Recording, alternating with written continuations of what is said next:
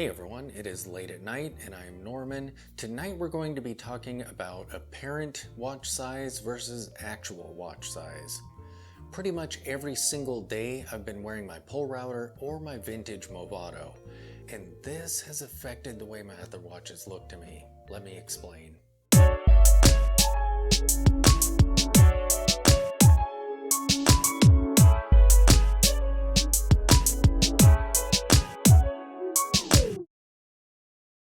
So in sailing, you have the wind speed and the apparent wind speed. The apparent speed is what the wind feels like due to the boat's speed. And with watches, I'm using that term to describe how the watches appear to be size-wise, as opposed to what they are on paper. So I've laid out some of my watches so we could explore their different sizes. And one of the things that still amazes me as a watch collector is how big a deal just 1 or 2 millimeters is. So let's look at these. These two here are the culprits. I've been wearing these pretty much every day. This is a 36 millimeter watch. This is a 35 millimeter watch. And in comparison, I have my two 36 millimeter Bauhaus pieces. And look at how large they appear in comparison. So this is actually the same size as the Stova, but it has a cylindrical case and a lighter dial. When you buy watches of this style, just know that they will wear much larger than the numbers indicate. So 36, I would say, wears more like a 40. And the Nomos wears a little bit smaller, but still larger than the vintage Movado or the Polerouter. So when I'm wearing these every day and I put these on, they look much larger to me on my wrist. So they have a larger apparent size to them. So all these pieces here are 36 millimeter. Over here we have some watches that truly are large. This, I believe, is 38 or 39.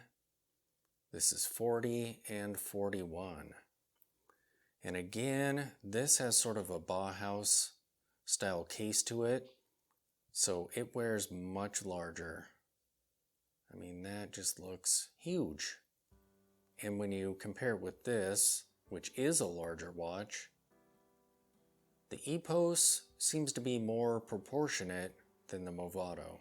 It's a bit thicker and it has a bezel to it, whereas this barely has a bezel and it's really flat and thin. Same with the D1 Milano. Because of that thinness and how flat it is, it wears pretty large. And what's interesting is this is just a couple millimeters smaller. We can see that if we place it on top here.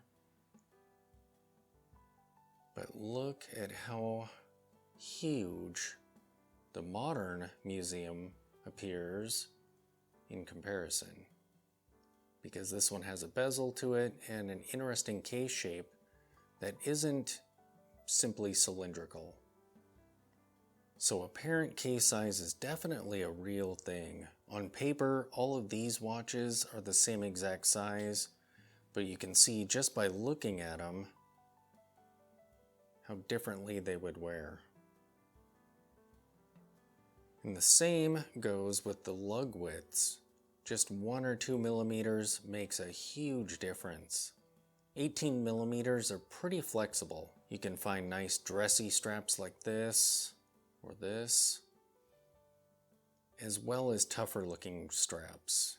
However, when you get up into 22, I believe this is 22 millimeter lugs here, it's really difficult to find nice dressy straps for it. Everything's just kind of big and bulky and really long too. And 20 is just kind of in between. You'll find a bit of both. So when you're shopping for a watch, definitely take into account the case shape, whether it has a bezel or not, also its thickness, and even the crystal itself. A flat crystal is going to increase the apparent size, whereas a box crystal will bring it down, almost like a bezel would. Here we have a combination of both. There's a slight box to that crystal, and it has a bezel. So there you have it. Apparent watch size is an actual thing. Thanks for watching.